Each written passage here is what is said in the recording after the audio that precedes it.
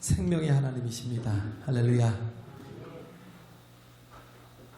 우리는 참 부족하고 연약하죠. 그래서 조금 오래 사는 듯해 보이지만, 그러나 우리의 인생은 항상 죽음의 끝에 서 있는 사람들이에요. 언제 죽을지 몰라요. 벼랑 끝에 있는 영혼들입니다. 한계가 있어요. 유한한 존재예요. 또 늘 아쉬운 존재고 만족을 할 수 없는 부족함 속에 있는 존재라는 거예요.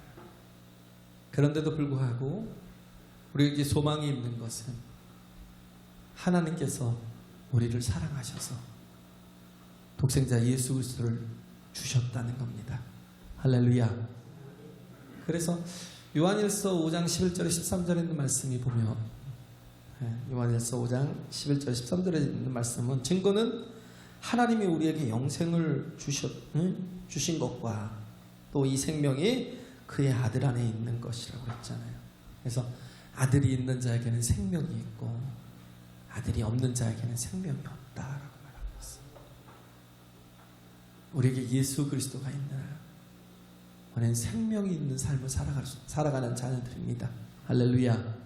네. 그래서 그 부활에 관해서 얘기할 때 고린도전서 15장에 보면 바울이 이프낫을 가지고 부정적 가정을 가지고 이제 세 가지를 얘기하잖아요.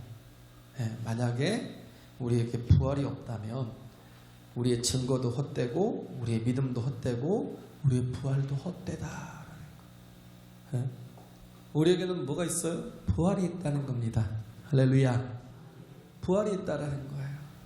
그래서 우리는 길이 달라요. 가는 길이 달라요. 세상의 길과 믿음의 길이 있는데, 믿음의 길은 뭐예요? 예수님의 길이에요. 할렐루야. 아들이 있는 자의 삶을 사는 거예요.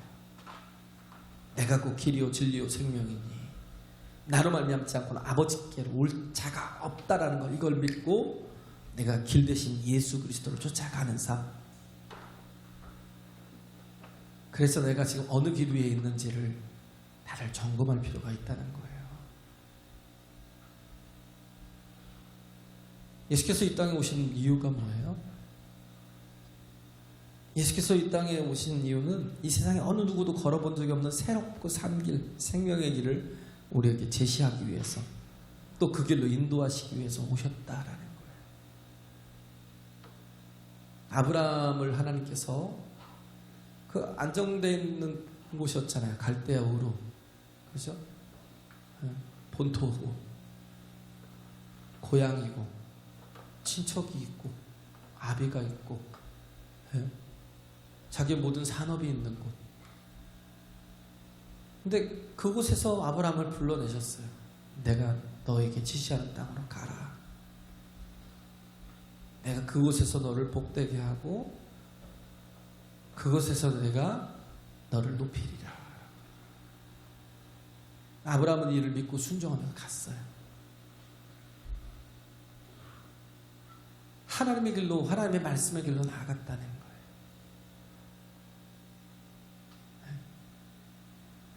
여기서 보면 얘기하는 게 세 가지잖아요. 본문에 보면 등불에 관한 거, 또 뭐예요?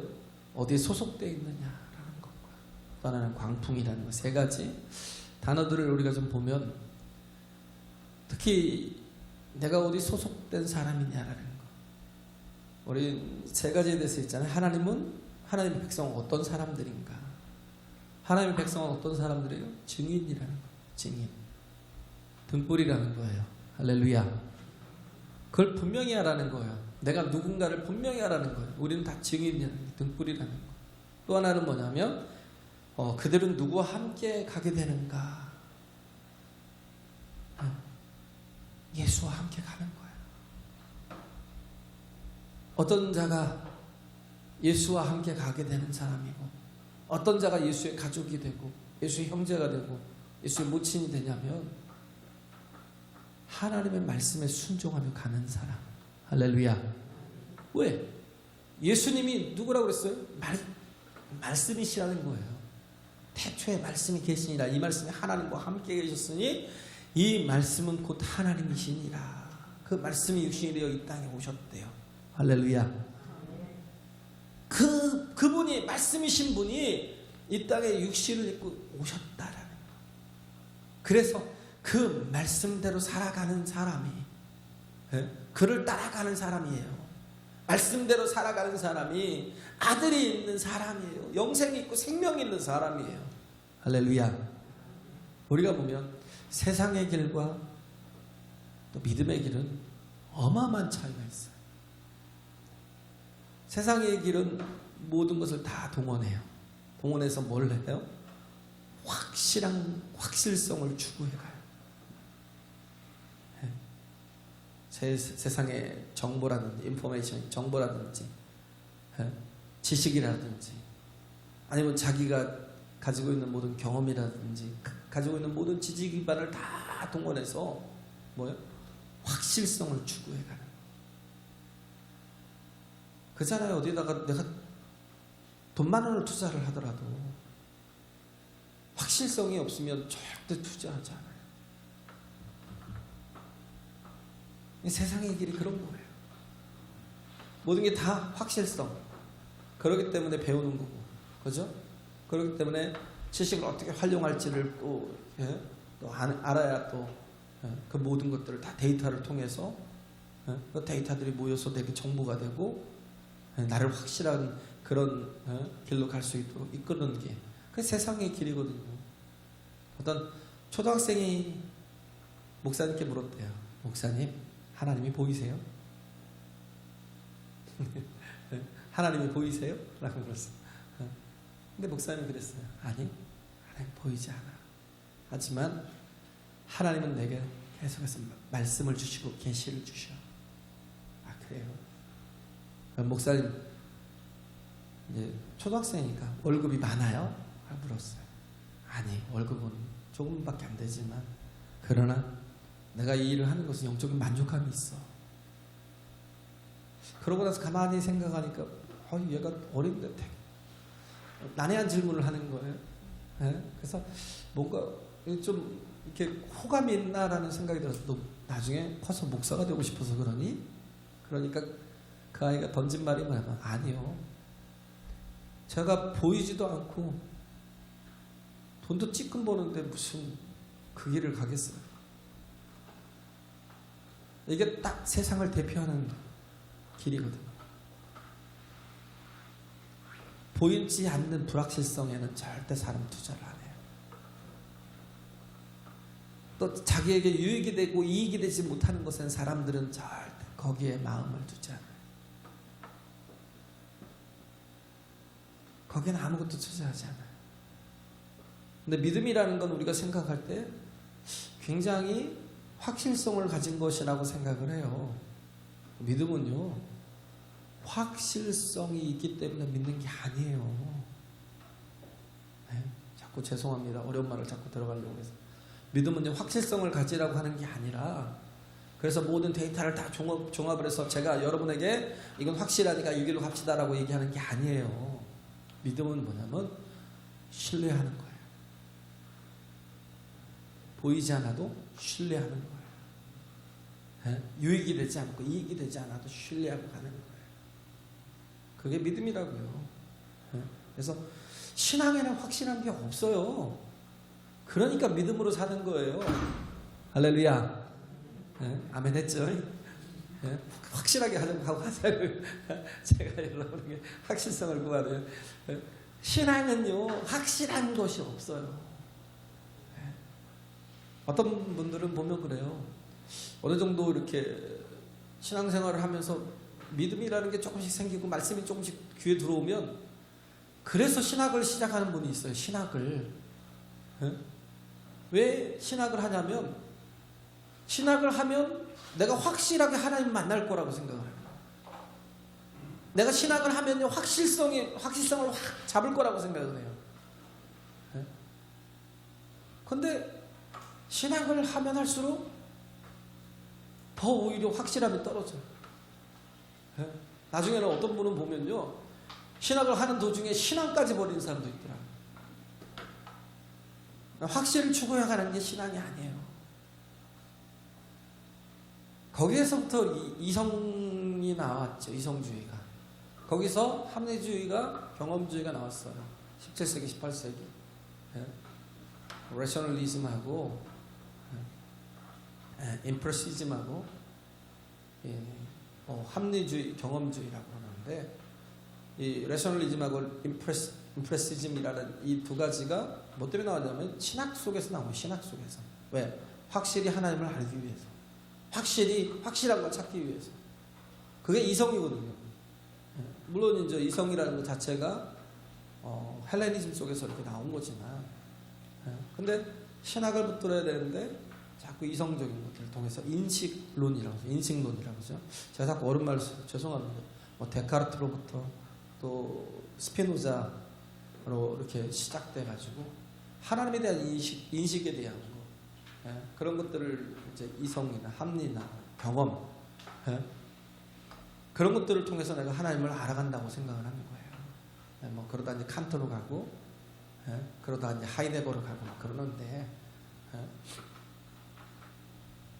그래서 그런 어떤 인식에 대한 것을 우리는 확실한 것을 붙들려고 막 하는 것도 하지만, 근데 신앙은요, 확실성 때문에 가는 게 아니야. 믿음으로 가는 겁니다.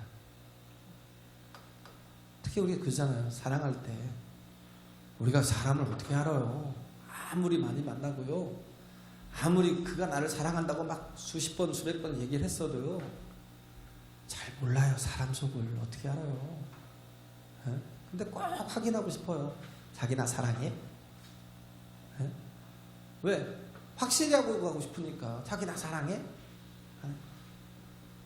근데 사랑은요, 원래 확실한 게 아니거든요. 사람 자체를 또 믿을 게 못 돼요.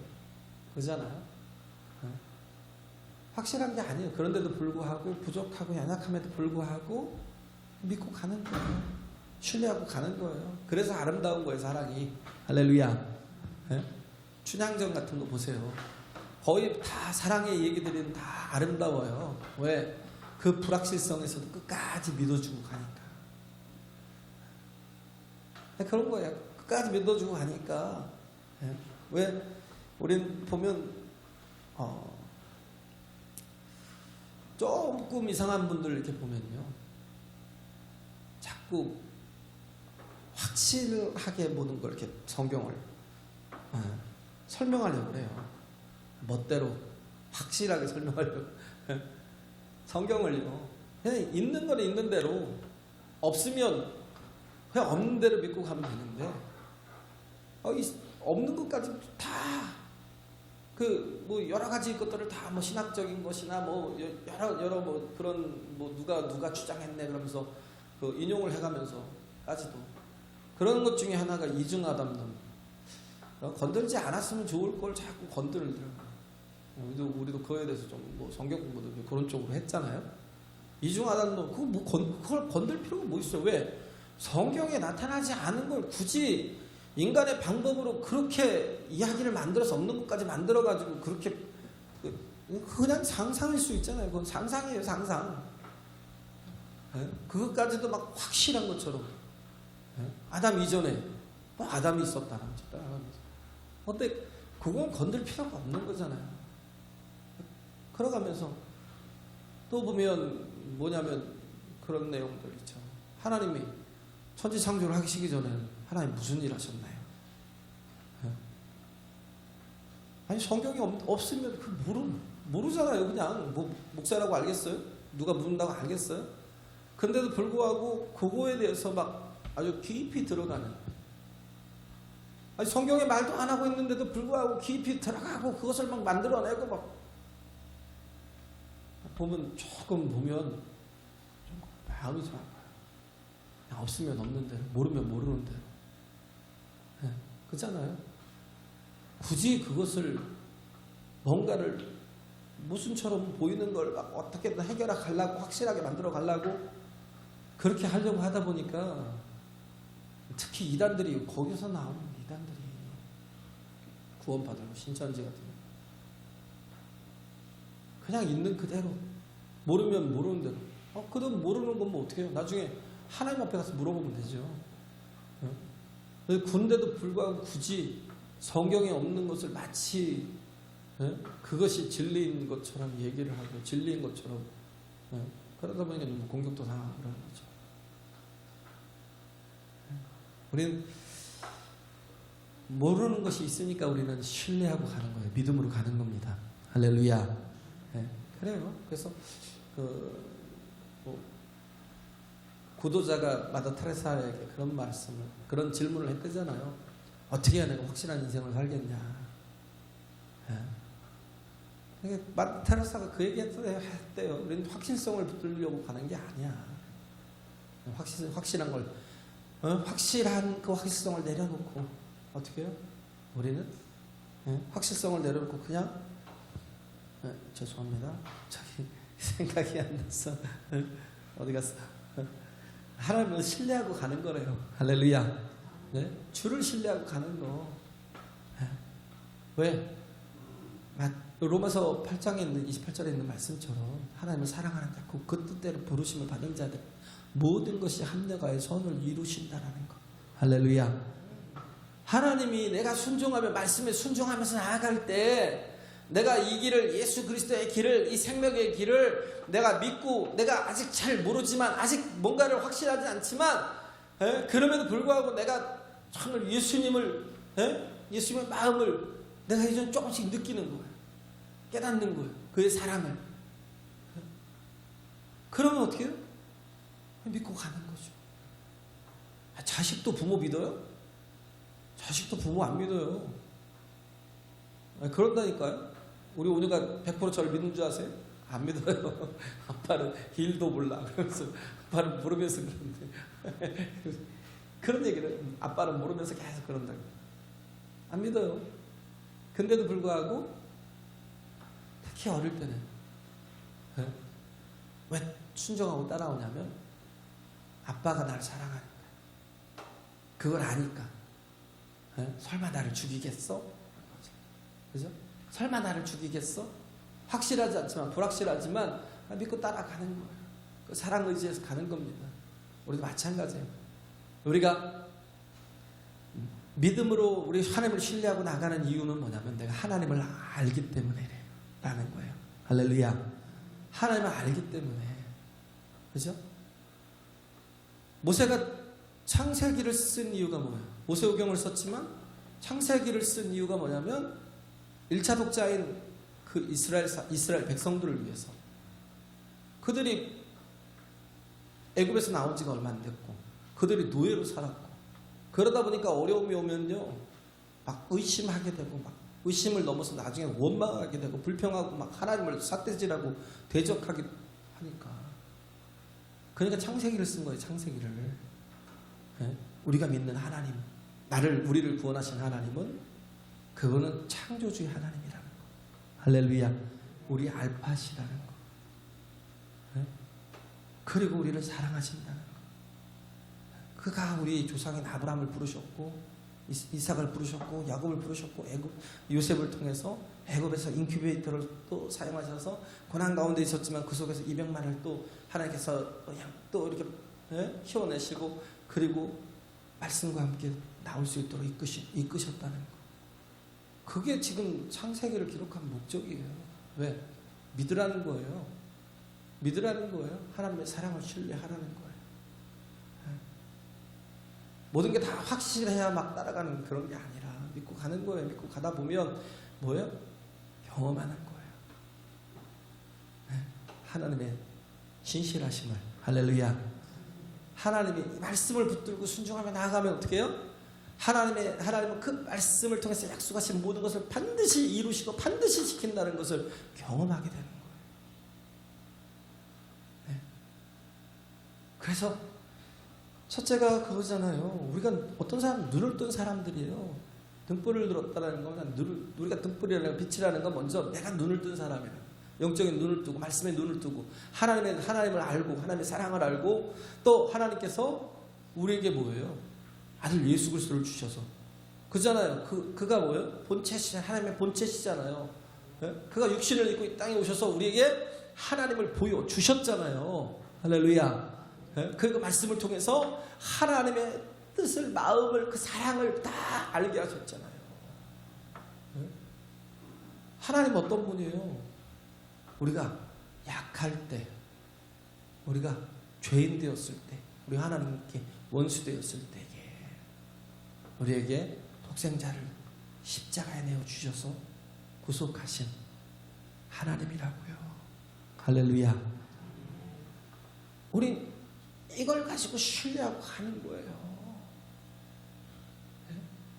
이걸 가지고 하나님이 내가 정말 약할 때, 내가 하나님 앞에 죄인 되었고 내가 원수 되었음에도 불구하고 하나님이 나를 포기하지 않고 나를 사랑하셔서 어떻게 해요?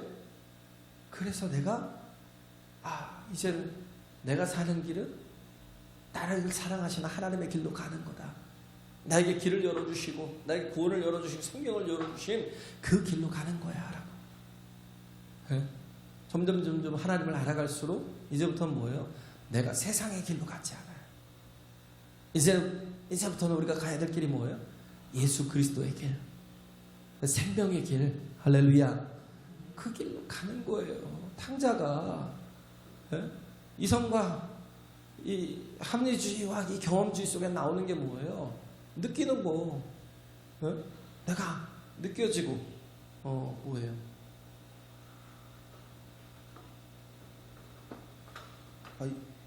그죠? 느낌 혹은 감정, 이 의지 때문에, 느낌과 감정과 의지 때문에, 이것 때문에 탕자가 집으로 돌아간 거예요? 아니잖아요. 뭐 했어요? 하나님을 생각하는 거예요.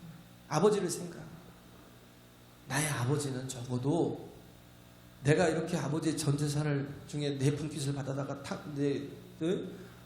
타락하여서 내가 정말 창기들과 함께 다 먹어버린 나일지라도 아버지는 그래도 사랑이 있어가지고 나를 품꾼의 하나처럼 나를 대해줄 거야 라는 그런 믿음이 있었어요.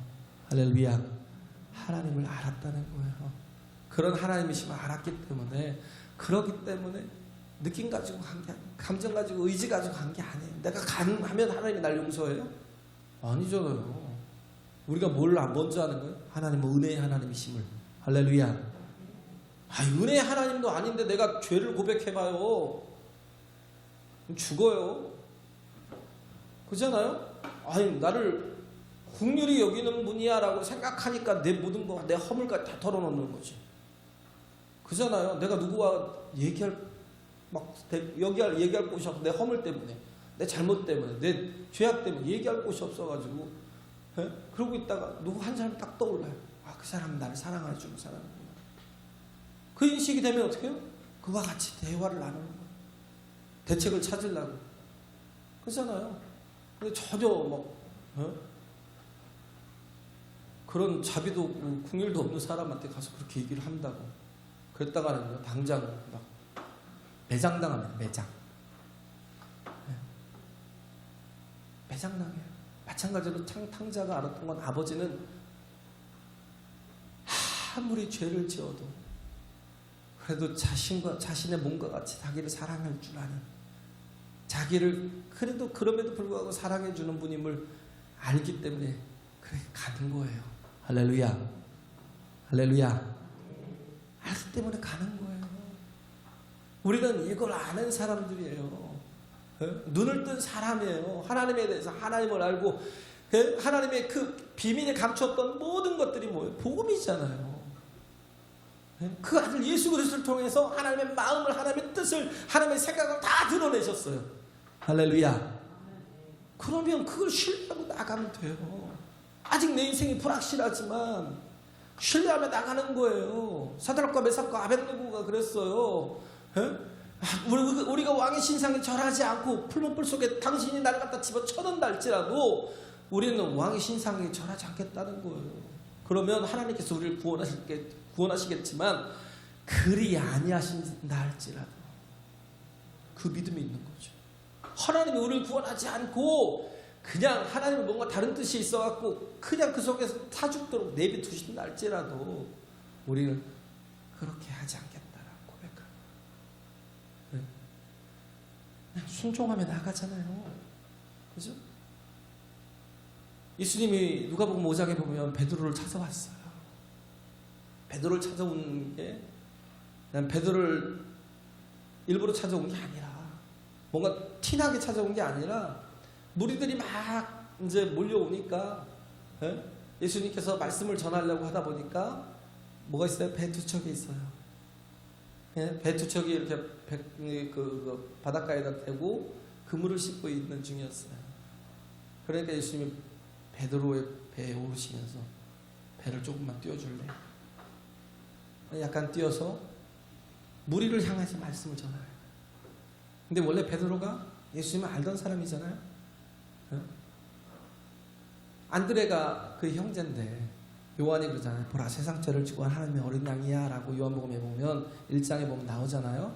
그래서 안드레가 요한의 제자였다가 예수님을 쫓았어요. 침례 요한의 제자였다가 예수님을 쫓아가서 그의 제자가 되고, 그리고 또 바로 가서 베드로를 데려왔어요. 내가 메시아를 만났다는 거예요. 내가 그분을 만났으니까 같이 가자 그래서 데려왔어요. 그래서 예수님께서 야, 너는 개바야. 너는 짱돌이 아니고 너는 반석이야. 너는 베드로야 라고 칭찬을 하고 여러 번 말씀을 들었음에도 불구하고 그가 뭐예요? 무리 속에 있는 게 아니에요. 어디 속에 있어요? 바다에서 생업에 종사해요. 말씀보다도 뭐예요? 상황이 더 중요했던 사람이에요. 우리도 마찬가지예요. 말씀보다 상황이 더 중요한 분들이 여기 많을 거예요. 그죠? 먹고 살아야 되고, 내가 하나님께 목숨 거는 것보다 내가 그게 더 중요하다고 여기는 사람들 많을 거예요. 그런데 그때가 예수님께서 베드로를 만났을 때가 어떤 실패한 자리에 있습니다. 밤이 맞도록 수고하여 그물을 내렸지만 한 마리도 잡지 못해서 빈배로 있을 때 예수님께서 그에게 찾아가셔서 배를 띄워라 그러고 띄워서 그 바닷가 쪽을 향해서 말씀을 전하시잖아요. 그러면 말씀을 전할 때 가장 말씀을 잘 들었던 사람이 누굴까요? 무리들? 아니요, 베드로였다. 예수님이 그렇게 하신 이유가 뭐예요? 말씀을 더 들으라는 거예요. 할렐루야. 더 들으라는 거예요. 기회를 주시는 거예요. 말씀을 더 들으라.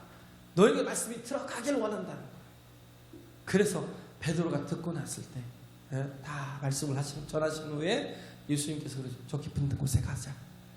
가서 다시 한번 그물을 내려 고기를 잡아라. 그랬어. 그때 베드로가 뭐예요? 주여, 내가 밤이 맞도록 그물을 내려서 한 마리 잡은 것이 없는 헛수고를 했지만, 캐노라고 해요. 캐노. 헛수고하는, 한 마리 잡은 것이 없지만 그러나 내가 말씀에 의지해서 그물을 내리리이다. 그 말씀에 의지해서 뭐예요? 하나도 확실성이 없는 거예요. 왜? 그 자리는 내가 제일 잘하는 거예요. 여태 실패했어요. 여태 한 마리 잡은 게 없어요. 내 경험상으로는 도무지 오늘은 나올 수가 없는 곳이에요. 그런데도 불구하고 정말 100% 불확실한 곳인데, 아니 100% 실패할 곳이라고 생각을 했는데, 그런데도 불구하고 베드로가 어떻게 했어요? 말씀에 의지해서 가서 그물을 내리리다 하고 그가 갔어요. 그러니까 어떻게 해요? 2배 가득하게 되었더래요. 할렐루야. 2배 가득하게 되었더래요. 우리는 뭘로 살아야 돼요? 말씀을 따라 살아야 돼요. 할렐루야. 말씀을 따라 살아야 돼요. 우리는 세상의 길로 가는 게 아니에요. 말씀의 길로 가는 거예요. 뭔가 막 세상의 정보와 또 데이터를 막 합쳐가지고 그 정보를 만들고 그것과 이 여러 가지 또 지식과 지식적인 기반을 다 합쳐가지고 뭔가를 내가 따라가고 어떤 길을 만들어가고 그런 데가 아니에요. 교회는요, 말씀이 내가 아직 불확실하고 잘 믿어지지 않고 어떻게 보면 잘 모르겠어요. 아브라함이 그랬잖아요. 모리아 산에 가서 아들을 번째로 드리래요. 그것도 하나님이 약속으로 주신 아들, 그것도 100세에 주신 아들을, 더 이상 기회가 없는 아들을, 그것도 더 이상 아예 기회가 없어요. 정말 죽은 것 같은 나에게도 그렇게 아들을 주셨고, 그 아들을 통해서 온 열방을 축복하시고, 그 아들을 정말 하늘의 목별같이 바다의 모래알같이 많게 하시겠다고 하나님 분명히 그 아들을 통해 약속하셨는데, 그 아들을 드리라고 이해가 돼요? 안 돼요. 납득이 돼요? 설득이 돼요? 안 돼요. 말이 안 돼요. 도대체 뭐야 이거? 이거 뭐지? 근데도 불구하고 또 하나가 문제는 뭐예요? 하나님은 몰록의 조사를 기뻐하지 않으신다고 뒤에 보면 나와 있잖아요. 근데 왜 아들을 바치래? 예? 짐승도 아니고. 왜 그랬을까요? 이유를 모르겠어요. 근데도 불구하고 말씀에 의지해서 그 새벽에 그냥 떠났다라는 건 뭐냐면 그냥 바로 생각 더 이상 고민하거나 생각하지 않겠다는 거. 그냥 말씀에 순종하겠다는 거예요. 그래서 떠났어요. 그것도 장작까지도 다 준비해서. 왜? 거기에 혹시 장작이 없으면, 모리아산에 장작이 없으면 내가 핑계댈 게 있잖아요. 핑계댈 걸 다 없애려고 장작까지 다 준비해서 가지고 떠났어요. 그리고 와서 칼을 빼가지고 죽이려고 하는데 하나님은 그 손을 멈추라고. 내가 너를 이렇게, 네가 이렇게 하는 것을 보니까 네가 나를 얼마나 사랑하는지 알겠다라는 거. 그건 몰라서 그런 게 아니라 하나님이 뭘 알려주시냐면 그의 믿음이 이만큼 장성하였다는 걸 그에게 확인시켜주는 거예요. 할렐루야. 네? 그러잖아요. 노아가 무슨 하나님의 말씀이 들리니까 말씀에 의지해서 뭐예요? 그 산에 가서 방주를 짓잖아요. 말도 안 되네. 인생에 뭐예요? 거의 많은 시간들, 120년이라는 시간을 허비해가면서 방주를 짓잖아요. 확실해요? 아니잖아요. 사람들이 바보라고 미친놈이라고 조롱하잖아요. 그런데도 불구하고 방주를 짓잖아요. 네? 살잖아요. 모세가요. 바로 앞에 가면 죽어요. 죽을 수밖에 없는, 바로 앞에 가면 죽을 수밖에 없는 상황인데 하나님이 가라고 그러시잖아요. 그 말씀 들고 가잖아요. 그 말씀 들고 가니까 어떻게 430년 동안 종로로 탔고 바로의 소유였던 그 백성들을 최고의 제국에서 그 노예됐던 사람들을, 그것도 200만이 넘는 사람들을 끌고 나와버리잖아요. 말씀에 의지해서 가니까 그 한 사람 때문에. 할렐루야. 그 한 사람 때문에 상상할 수 없는 일들이 일어나잖아요. 우리에게 예수께서 열어주신 길은 무슨 길이냐면 말씀의 길이에요. 말씀의 길. 할렐루야. 우리는 그 길을 다 알고 가는 게 아니에요. 다 확실성이 있기 때문에 가는 길이 아니에요. 믿고 가면. 왜? 여태까지 우리가 작은 경험들이 있잖아요. 내가 순종하니까 어떻게 해요? 이기게 하시고, 순종하니까 뭐예요? 성취하게 하시고. 아니, 다윗처럼 사자의 입에서 막 그 고멜 발톱에서 건져내신, 그러니까 뭐예요? 골리앗 앞에서 가잖아요. 그런 것처럼 우리 작은 믿음의 순종을 통한 그 경험들이 어떻게 해요? 우리가 정말 믿고 어떻게 죽는 데까지 가는 거예요. 할렐루야.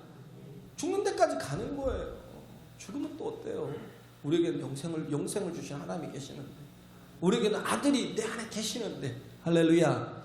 네? 아들이 내 안에 계시잖아요. 어떤 아들? 부활하신 아들, 영생의 아들, 우리에게 생명을 주시는 분.